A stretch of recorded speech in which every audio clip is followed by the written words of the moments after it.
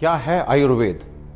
आपके किचन में रखे हुए कुछ गरम मसाले, या धोती कुर्ता और तिलक लगाकर पेड़ के नीचे दवाइयां बांटता हुआ कोई झोला छाप डॉक्टर, या आयुर्वेद के नाम पे सड़क के किनारे तंबू लगाकर दवाइयां बांटता हुआ एक पाखंडी, या बिना रिसर्च के लिखी गई कोई देहाती किताब?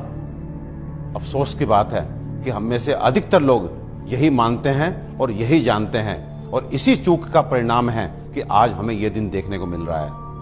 और साथ ही मैं आपको सचेत कर देना चाहता हूं कि अगर अब भी हम ना सुधरे, हम आयुर्वेद को नहीं जाने, नहीं पहचाने, तो मुझे नहीं मालूम कि आयुर्वेद का क्या होगा, लेकिन मानव जाति का पतन तो मैं निश्चित रूप से देख रहा हूं। और जो लोग मेरी इस बात से इत्तेफाक नहीं रखते, वो अपनी क्वालिटी ऑफ हेल्थ और क्वांटम ऑफ लाइफ को कंसिडर करें। साधनों के अभाव में हमारे बड़ों में से अधिकतर लोग 100 वर्ष की आयु तक पहुंचते थे। ये वो आयु है जिसकी आज हम साधन संपन्न होने के बावजूद भी कल्पना तक नहीं करते।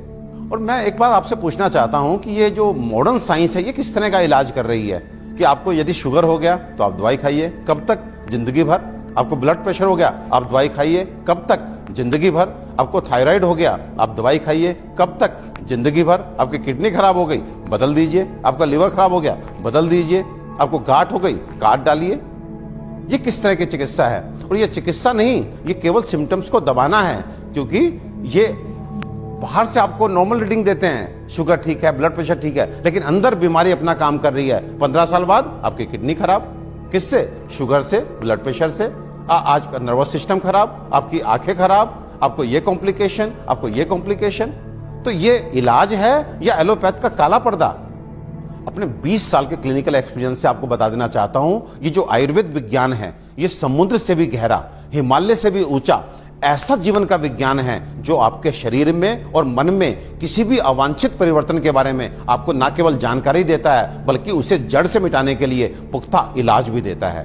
और मुझे एक बात समझ में नहीं आती, आप ऐसे विज्ञान को क्यों नहीं जानना चाहते जो आपको कभी शुगर, ब्लड प्रेशर, थायराइड और अनेक तरह की प्रॉब्लम्स आने ही ना दे।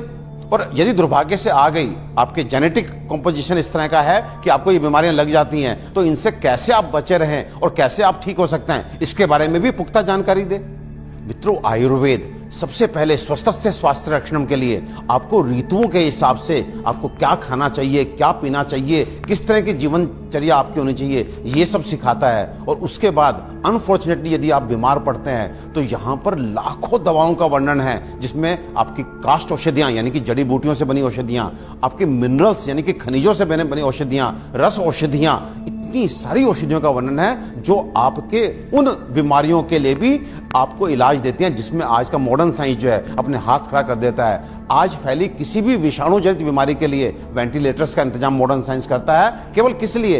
इसलिए कि वो तब तक आपको जीवित रख सके जब तक वायरस अपने आप आपको छोड़ के नहीं चला जाता। तो ये किस तरह का इलाज है? जबकि आयुर्वेदिक औषधियां ऐसी हैं जो सीधे जाके वायरस को मार के आपको बीमारी से बाहर लेके आती हैं, आपको मौत से मुंह के बाहर लेकर के आती हैं। तो दोस्तों, विश्वास कीजिए, अपने आयुर्वेद को मान दीजिए, सम्मान दीजिए, जानिए, पहचानिए, अपनाइए और अपने जीवन को, अपनी हेल्थ को अच्छा कीजिए।